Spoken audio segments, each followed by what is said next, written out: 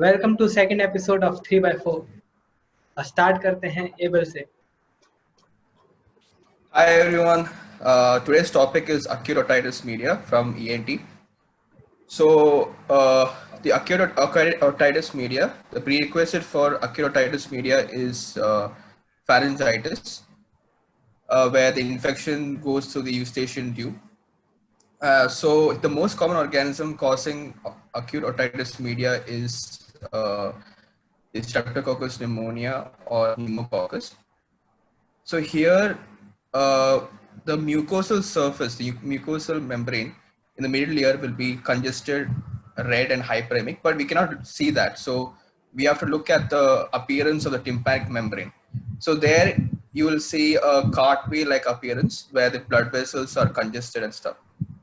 So what happens here is, due to this infection, the pus is being formed and the eustachian tube is blocked.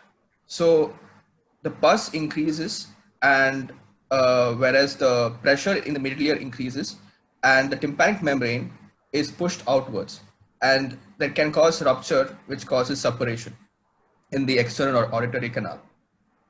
Okay, so when there is a rupture in the auditory, in the tympanic membrane, and the pus is being formed in the external auditory canal, we call it as a lighthouse sign. Okay, so what is the management? The management here is when there is impending rupture of the tympanic membrane. That means the tympanic membrane is about to rupture. It's not ruptured, about rupture. That time we give them like supportive care, like analgesics for pain, decongestants, and antibiotics for the streptococcus pneumonia. Now, supposedly, there is a rupture and the pus comes out through the external auditory canal. We do a procedure called as myringotomy. Now, myringotomy is where we make an incision at the posterior inferior quadrant of the tympanic membrane. Now, what are the quadrants? Like the tympanic membrane is divided into four areas, four parts, which is the posterior superior, posterior inferior, the anterior superior, and anterior inferior. So we for our like for more easy accessible, it is more easily accessible to perform there in the posterior inferior rather than other areas. We do it there. We don't do it in the posterior superior because that causes a lot of complications since it can damage the facial nerve, the chorda tympani, the oval window. So we don't do it there.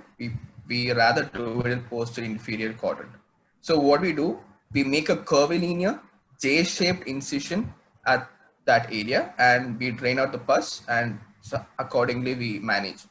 Thank you. Thank you Akanksha. Hello. My topic for today is external ear, its diseases. So starting with the congenital diseases, the first one we go is anoxia. So anoxia is the complete absence of the ear, mainly the pinna. Then microtia is a smaller pinna, or you can call it an atrophied pinna. So the most common form is peanut ear because the appearance it resembles a peanut, and it can be corrected by cosmetic surgery if somebody thinks that it's a big problem for them, and also because due to the physiological defects, it is cosmetic surgery is performed for it. Then comes macrotia, which is a enlarged, very large pinna. Then coming to another one, which is called as bat ear. It is called so because the ears are, largely protruded outside. Like I think Amir Khan, I think it resembles something like that. And then comes a cup ear, also known as lop ear. Why is it called so? Is because the ear, basically upper 1/3 of the auricle, it folds on itself and forms a cup-like appearance due to atresia of the upper 1/3. So that is why it's called cup ear. And then there are other forms also, that is absence of the lobule or a fixed lobule, or a very small or a very large lobule, which can be treated or corrected by cosmetic surgeries. Then the last one is a preauricular sinus, which is mainly formed because of the improper fusion of the tubercles. So if the tubercles are not formed, the sinus is formed, and they don't fuse, then a sinus is formed, which might get infected, and recurrent infections can cause purulent discharge from the sinus. Then talking about the traumatic events for the external ear. So one is known as hematoma. So it is basically the collection of blood between the cartilage of the auricle and the perichondrium.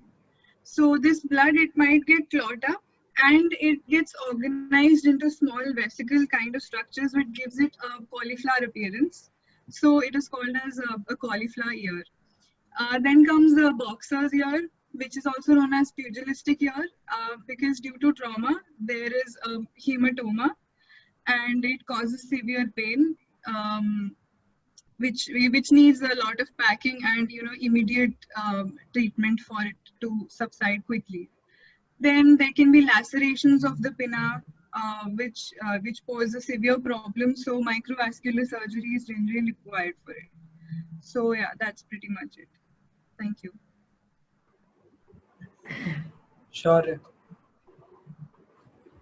Hello everyone, my topic is visual pathway and light reflex pathway. So beginning with the visual pathway, there are a few important points to consider before we go through the pathway. Is that we have to remember that our lens is a biconvex lens. So the image which is formed on our retina is an inverted image. That is, the image formed on the left side of our visual field will project on the right side of the retina. That is, the image on the nasal side will form on the temporal, and on the temporal side will form on the nasal side of retina. And the same goes for the image formed on the superior aspect of visual field. It will project image on the inferior aspect of retina. So starting with the visual pathway, it starts with the retina, which is divided into two parts, the nasal retina and the temporal retina, which continues through the optic disc as the optic nerve. And it contains the nasal fibers and the temporal fibers of any particular side eye, whether it is right eye or left eye. Then fibers from both the side of eye meet together at optic chiasma.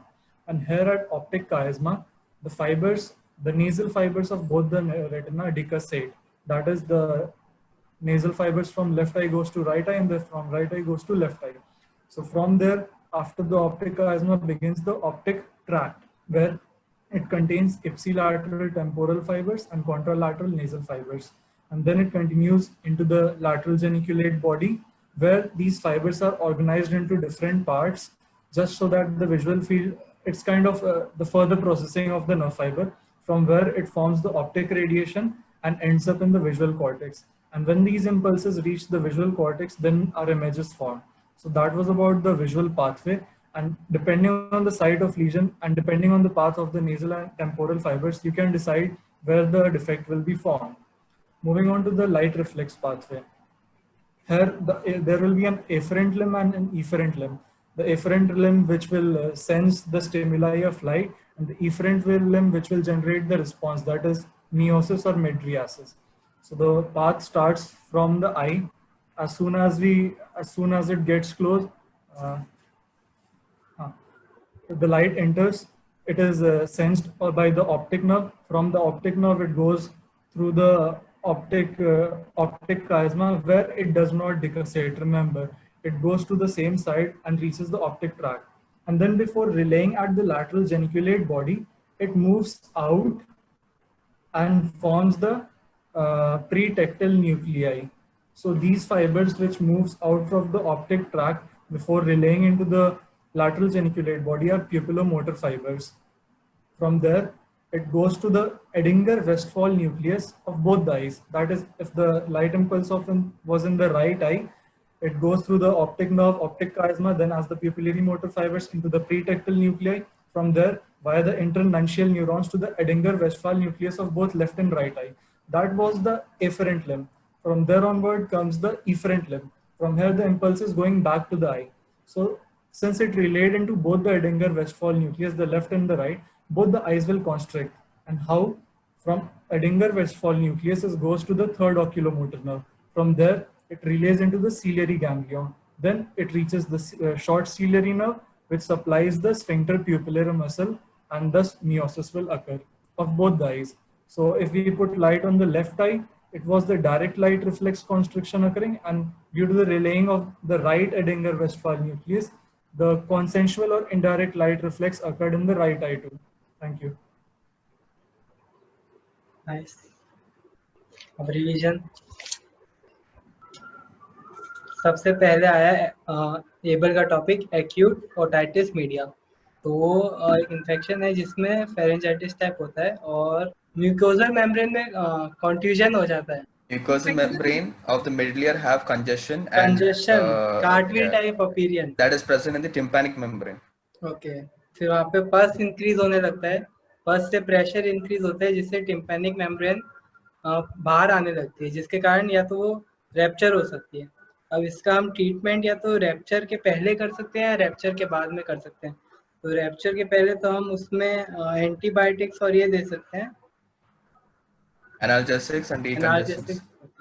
और अगर rapture हो जाएगा तो उसके बाद एक Myringotomy. Myringotomy, और जिसमें हम पोस्टीरियर इंफीरियर एरिया में करते हैं क्योंकि वहाँ पे कॉम्प्लिकेशंस कम होते हैं। वहाँ पे हम एक जे शेप का इंसिजन बनाते हैं और जिससे पल्स बाहर आ जाता है। बेसिक्स इतने पॉइंट थे। अब उसके बाद में एक्सटर्नल ईयर डिजीजेस, सबसे पहले हमने कॉन्जेनाइटल स्टार्ट की थी। कौन सी थी congenital? Anosia, macrotia, microtia, bat ear, bat year, cup ear, कफ ईयर। उसके बाद फिर sinus, absence of preauricular sinus. Lobule, small या फिर लार्ज, वो भी था एक। और उसके बाद ट्रोमेटिक में आए तो उसमें एक हेमाटोमा था, एक बॉक्सर ईयर था, हाँ, और उसके बाद hematoma, हाँ, lacerations. हाँ, उसके बाद विजुअल पाथवे, हमने दो चीज की, visual pathway and light reflex. तो विजुअल पाथवे में तो हमारा जो पाथवे है वो है रेटिना, उसके दो पार्ट्स है, वहां से ऑप्टिक नर्व स्टार्ट होंगी। ऑप्टिक नर्व जाएगा ऑप्टिक काइज्मा में, ऑप्टिक काइज्मा से ऑप्टिक ट्रैक बनेंगे, ऑप्टिक ट्रैक से ऑप्टिक रेडिएशन होंगे और वहां से वो सिग्नल जाएंगे विजुअल कॉर्टेक्स में और विजन आ जाएगा। अब उसके बाद लाइट रिफ्लेक्स, इसमें एफरेंट और इफरेंट न्यूरॉन्स का रोल है। लाइट एंटर होगी ऑप्टिक नर्व्स के थ्रू, फिर उसके बाद ऑप्टिक काइज्मा जाएगी, फिर ऑप्टिक ट्रैक्ट में जाएगी, फिर प्री टेक्टल न्यूक्लिया है। उसके बाद में कौन सा था ये न्यूक्लिया, दूसरा था ऑप्टिक काइज्मा से फिर वो प्यूपिलरी मोटर फाइबर्स, प्रीटेक्टल न्यूक्लियाई, फिर एडिंगर वेस्टफाल न्यूक्लियस वाया इंटरमेंशियल न्यूरॉन्स। और इसमें जो लास्ट वाला न्यूक्लिया है एडेंगर, कौन सा है तो नाम पता? एडिंगर EWN, एडिंगर वेस्टफाल। उसके कारण अगर राइट में भी अगर लाइट डालते तो दोनों में एक साथ वो आ जाता है। हाँ, फिर इसमें जो विजुअल पाथवे में इम्पोर्टेंट बात याद रखना था कि ऑप्टिक काइज्मा में नेजल फाइबर्स क्रॉस कर रहे हैं एक दूसरे को, क्योंकि तभी अगर कहीं पे कट आएगा तो उससे अंदाजा लगेगा लीजन कहाँ पे है, तो वो याद रखने का।